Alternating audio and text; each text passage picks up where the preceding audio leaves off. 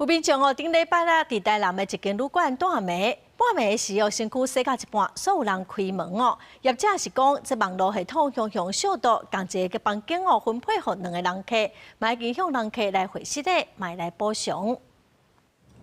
飼房間密碼歡喜來住旅館，想講會當享受來府城好好度假，沒想到煞予旅客真驚嚇。有民眾佇社群媒體反映，指控伊和因某昨日住咧台南某一間旅館，暗時11點，因某洗身軀到一半，向大聲喊外面，哪像有人飼密碼要入來，落尾對門口鳥眼看出去，確實有一個查甫咧飼，後一秒，這個門竟然成功拍開，門外一對愛人仔嘛講起，嚇死！我以為是歹徒要闖進來，但是我覺得飯店也蠻扯的，居然會重複給密碼。我本身也有相關的經驗，後來我才知道說是飯店的服務人員不知道我已經入住這個房間了，所以他給臨時要來住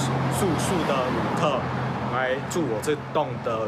的房間。針對這站密碼中覆喊過的代誌，業者心裡確實有疏忽。業者解釋，迄是因為網絡系統向速度，才造成訂單和房間系統無在調水連線，產生臨時錯誤。後台才無正確顯示505房間已經有人住，說予房間中覆排入新的訂單。業者表示，第一時間有甲當事人回息禮，嘛甲幫會拍7折做補償。我們第一時間有跟客人致歉，然後也答應客人說會退7折的房費給他們，然後事後還有寫一封道歉信啊，還有送我們飯店精緻小禮物給客人。對，那後續我們也會加強我們的人員訓練，立即要求業者針對門鎖權限管理、入住系統檢查及緊急應變流程加以改善，並將加強稽查該業者，並追蹤改善情形。業者強調，過去毋捌發生安尼，因已經聯絡廠商排除系統的問題。即陣因講已經全面檢查當天所有發送密碼記錄，後續會建立2家的確認機制。